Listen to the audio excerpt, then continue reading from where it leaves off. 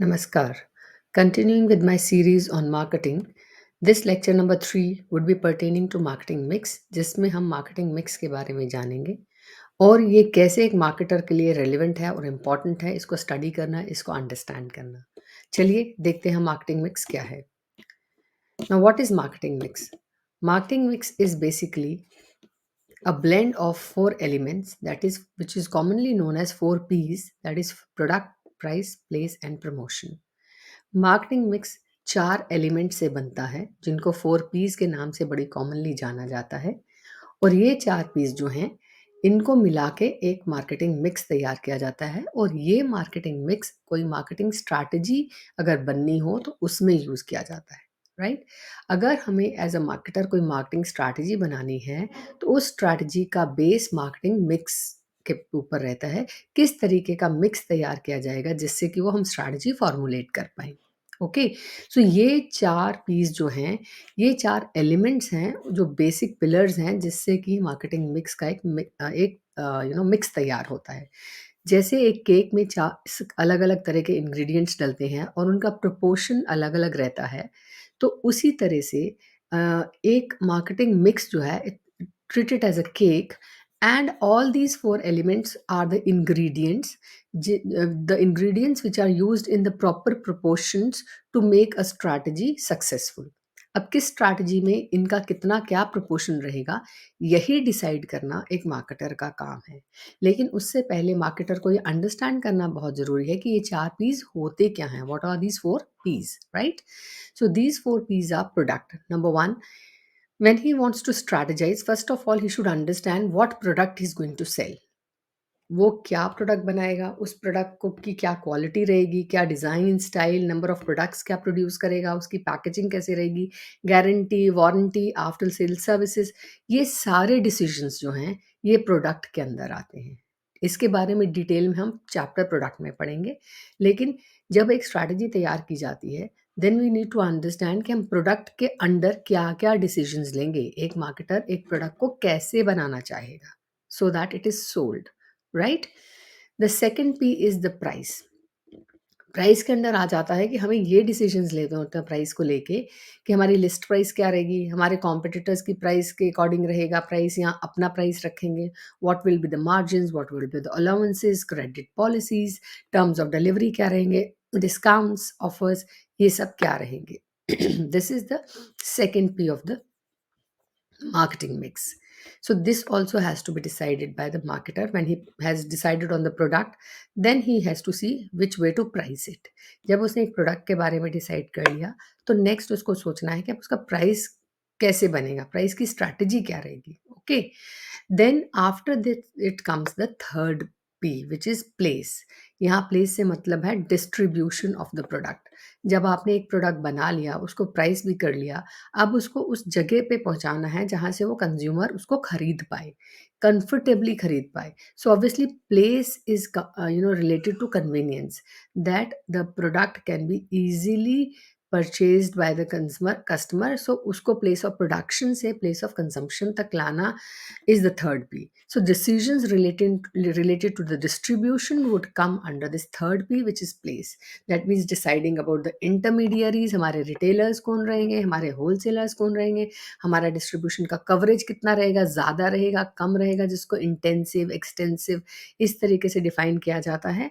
And वो how will our supply chain work, हमारी supply chain और लॉजिस्टिक्स कैसे काम करेंगे जिससे कि बड़ी एफिशिएंटली प्रोडक्ट जो है प्लेस ऑफ प्रोडक्शन से प्लेस ऑफ कंजम्पशन तक पहुंच पाए। सो ये डिसीजन सारे जिससे हम डिस्ट्रीब्यूशन कवर करते हैं, that comes under third P, that is place. Now the fourth P is the promotion. Promotion के अंदर हमने ये डिसाइड करना होता है कि हम कैसे प्रोडक्ट को प्रमोट करेंगे। Decisions related to media mix, decision related to personal selling, that means size and the quality of the sales force.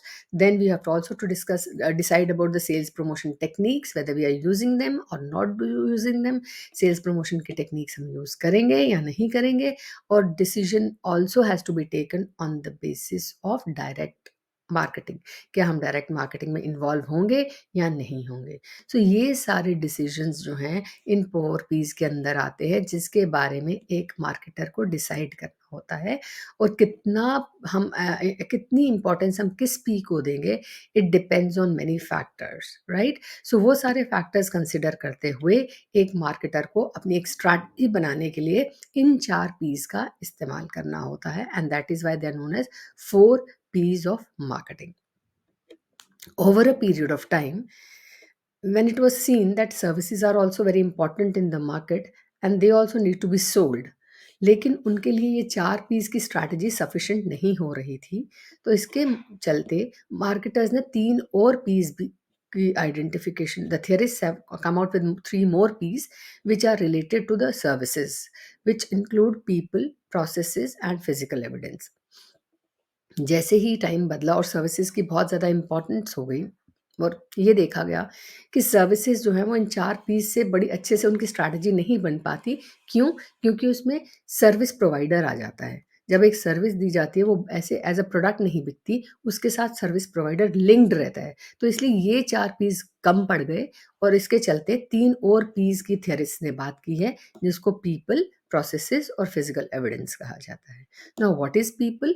People, because the service is provided by the service provider, so there was a need to have one more P that was related to people. That means the person who is delivering the service would be would also should also be capable enough of delivering that service, and should be able to deliver the proper service in a proper manner in which the consumer is wanting it.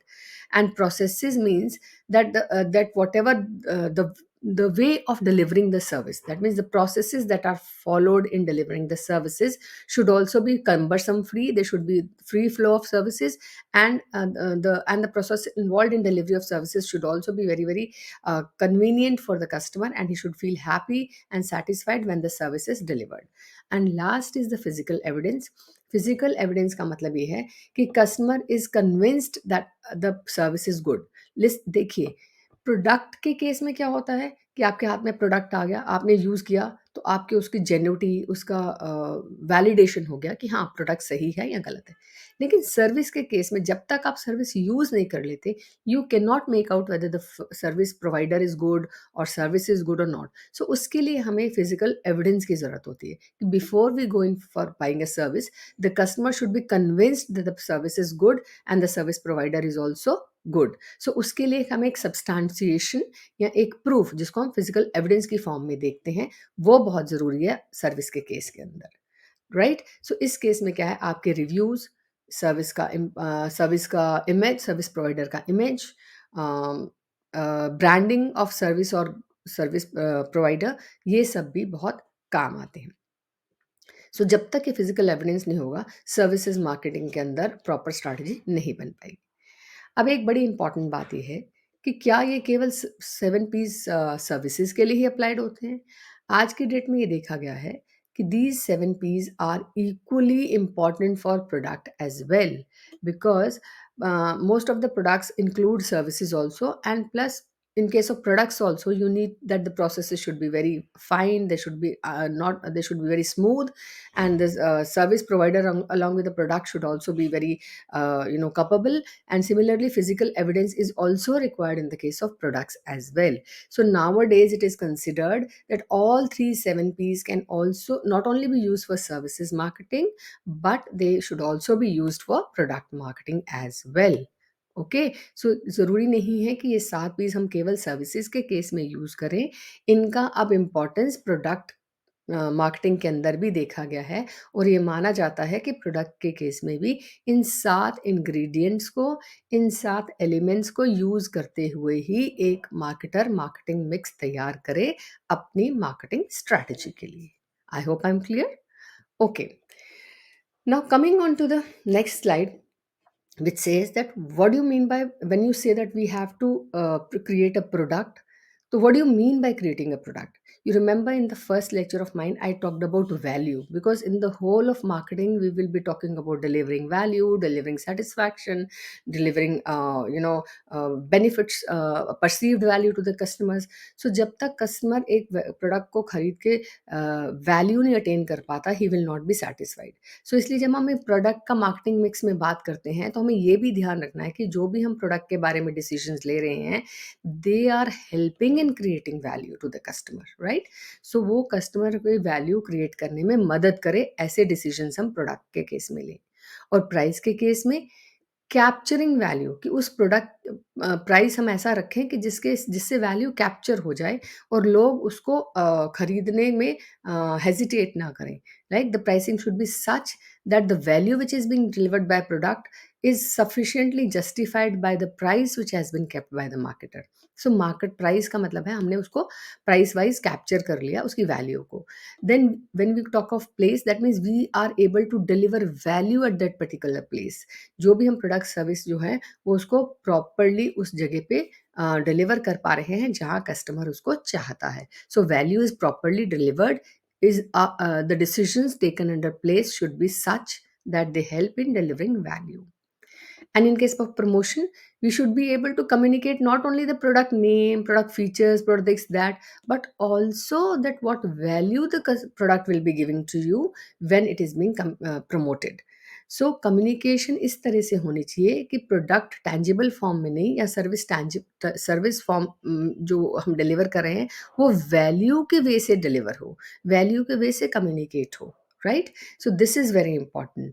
और जब हम promotion decisions लेते हैं, तो हमें इन 4 चीज़ों को लेके डिसीजन लेने, जैसे हमारा मार्केटिंग मिक्स के 4 इंग्रीडिएंट्स होते हैं या 7 इंग्रीडिएंट्स मान के चल रहे हैं हम, 7 पीस. इसी तरह प्रमोशन मिक्स बनता है जिसमें ये 4 इंग्रीडिएंट्स से प्रमोशनल स्ट्रैटेजी बनती है, राइट?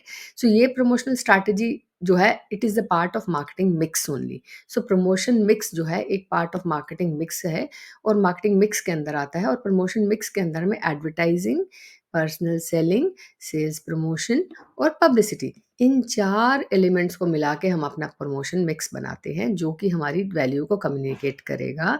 और ये प्रमोशन मिक्स जो है, ये पार्ट ऑफ मार्केटिंग मिक्स रहेगा, टोटल मार्केटिंग मिक्स का पार्ट रहेगा प्रमोशन मिक्स, राइट?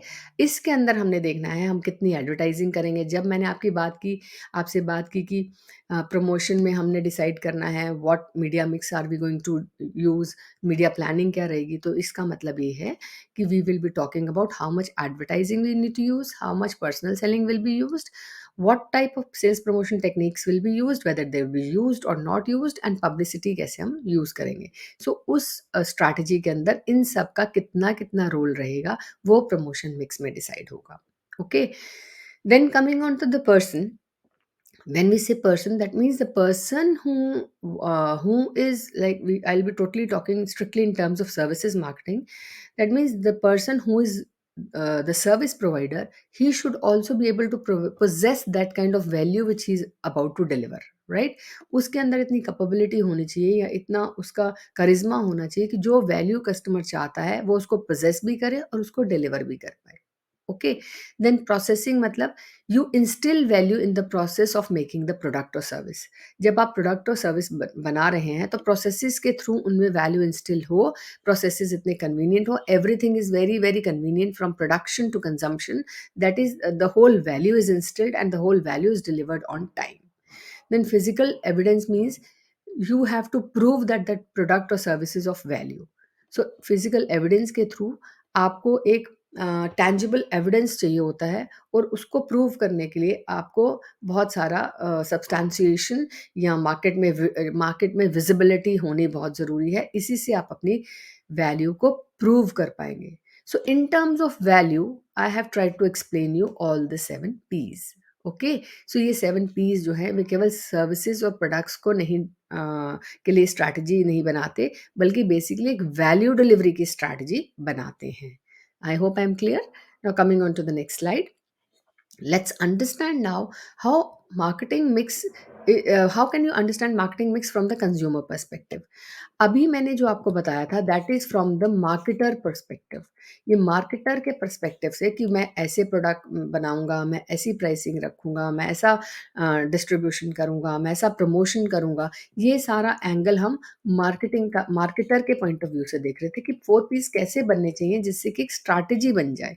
लेकिन हम जब 4 पीस के बारे में डिसीजन लेते हैं, तो हमें मार्केटिंग के एंगल से नहीं लेना है, हमें कस्टमर के एंगल से लेना है कि कस्टमर क्या चाहता है।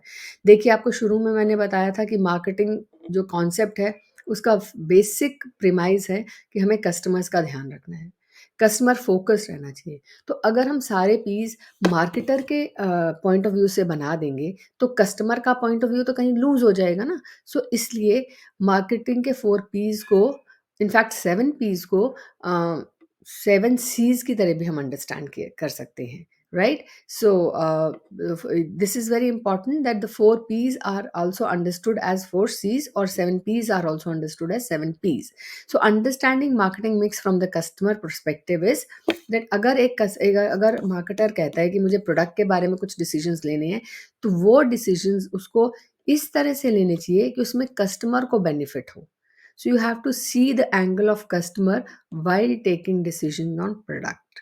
Similarly, when you are taking decisions on price, you don't have to say कि this is the price I want, so I will keep this price. No, you have to see कि customer कितना cost pay कर सकता है, उस हिसाब से आपको pricing करनी है. So the angle would shift from your marketer point angle would shift to the customer angle. So customer कितना कॉस्ट पे करना चाहता है, ये नहीं कि मुझे इतना प्राइस चाहिए, बल्कि मैं अगर इतना प्राइस रखता हूँ तो क्या कस्टमर को एक्सेप्टेबल होगा। So you have to see this also the customer perspective.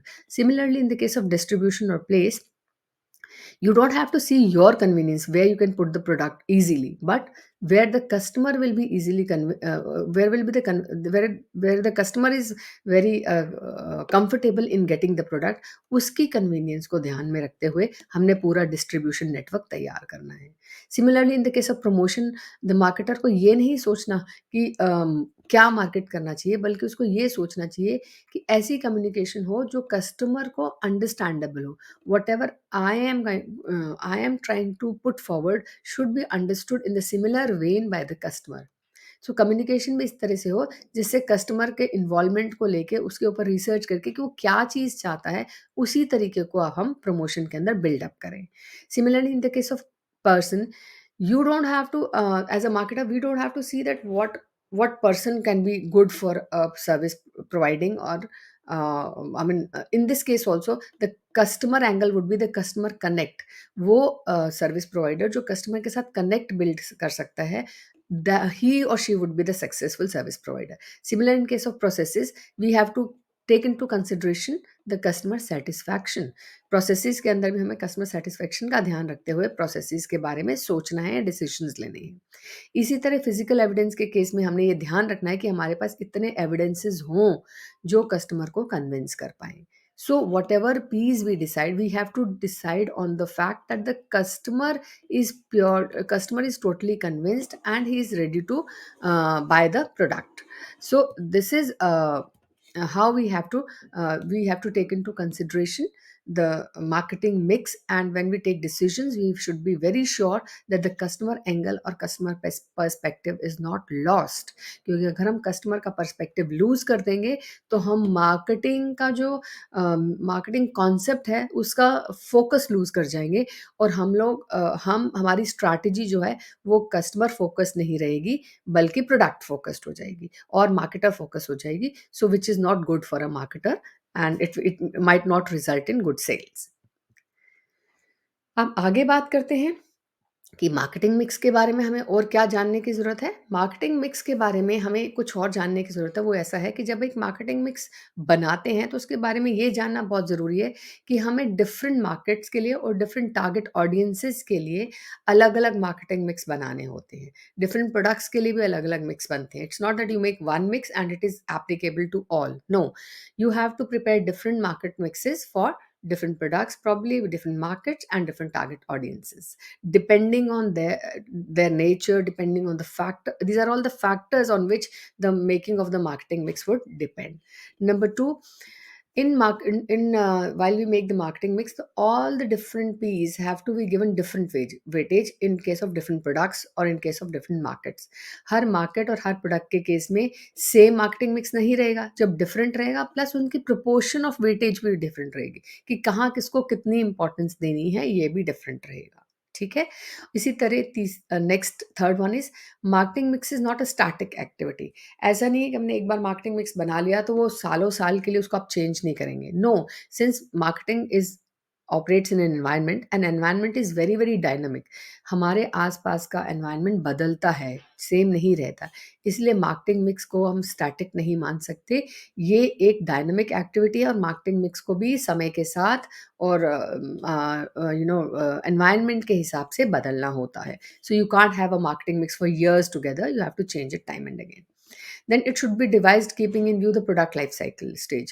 जब आप एक मार्केटिंग मिक्स किसी प्रोडक्ट के लिए तैयार करते हैं, ऑलरेडी एग्जिस्टिंग प्रोडक्ट है या न्यू प्रोडक्ट है, ये सब भी बहुत इंपॉर्टेंट रहता है। इसलिए पीएलसी या प्रोडक्ट लाइफ साइकिल स्टेज बहुत इंपॉर्टेंट होता है जब आप एक अपनी मार्केटिंग मिक्स डिवाइस करते हैं। सो जब भी आप एक मार्केटिंग मिक्स बनाएं तो उस केस के अंदर ये बहुत ज़रूरी है कि आपका मार्केटिंग मिक्स जो है वो बहुत ही प्रोडक्ट लाइफ साइकिल से एसोसिएटेड हो। So this is what you need to understand more about marketing mix. Coming on to the importance of marketing mix to customers, if you see that if marketing mix is properly prepared, then the customer would be able to get the product which he is actually wanting. Product would be of that type which the customer would be very happy to have. Then pricing also would be, because we have taken the customer angle also, the pricing would be of also all the P's would actually work for the happiness and the satisfaction of the customers, and that is why it is very important for the customers. So customer would be very happy if the marketing mix is prepared keeping in view the customer perspective. Similarly, in the case of organizations, if you have a proper marketing mix, you will be able to formulate a very good marketing strategy. आपकी strategy of marketing mix जो marketing mix को अगर अच्छे से proper proportion में use करते हुए और इन सब चीज़ों का ध्यान रखते हुए आप एक marketing mix strategy बनाते हैं, and it is sure that this strategy would be very effective for the organizations, because this would lead to a marketing strategy which is customer oriented और customer focused. So इसलिए organisations के लिए और marketers के लिए marketing mix को समझना, उसको जानना और उसको प्रॉपरली अपनी स्ट्रैटेजी के अंदर यूज करना बहुत इंपॉर्टेंट है। सो एज मार्केटर्स हमने ये समझ लिया कि मार्केटिंग मिक्स होता क्या है और मार्केटिंग मिक्स को क्यों यूज किया जाता है। So I hope you have understood about this in this lecture, and I will be coming out with another lecture on the subsequent topics. Till then, be happy and spread happy vibes. Thank you.